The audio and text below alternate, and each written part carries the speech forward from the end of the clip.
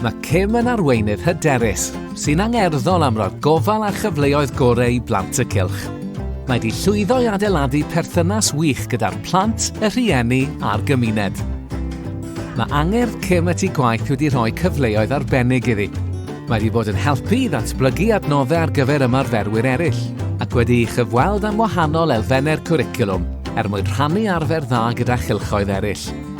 Mae Llywodraeth Cymru wedi bod yn y Cylch i ffilmio clipiau ohonynt ar gyfer modiwlau hyfforddi proffesiynol ar gyfer y trefniadau asesu, sy'n glod mawr i arweiniad Kim. Mae'n gwneud ei gorau i wella ansawdd y Cylch ac ymynychu llawer o hyfforddiad sydd ar gael drwy academi, gan rannu'r hyn wedi ddysgu gyda gweddill y staff. Mae wedi datblygu'r ardal tu allan yn anhygoel ac yn cynnwys llawer o ddarnau rhydd lle mae'r plant yn gallu defnyddio ei dychymyg. Yn wir, mae llawer o gylchoedd lleol yn dod am dro i weld Cylch Meithrin Pwllheli, gan ei fod yn arddangos gymaint o arfer da.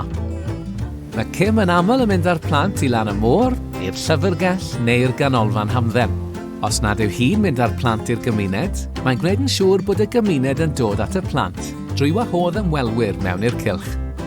Mae Kim yn angerddol am gefnogi pawb yn y Cylch, ac yn cefnogi pob plentyn sydd ag anghenion dysgu ychwanegol gydag angerdd, drwy sicrhau bod adnoddau a llyfrau cynhwysol ar gael i'r plant, gan wneud i bawb deimlo bod yn cael ei parchu ac yn perthyn i'r Cylch.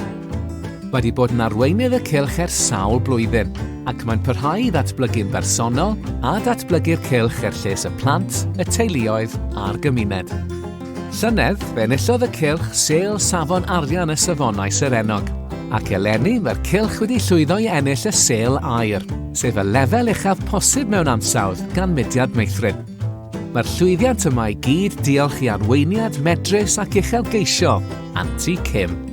Mae'n berson cynnes a chariadus tuag at y plant, ac yn groesawgar, proffesiynol a hyderus pan mae'n cyfathrebu gyda'r rhieni a'r gymuned leol.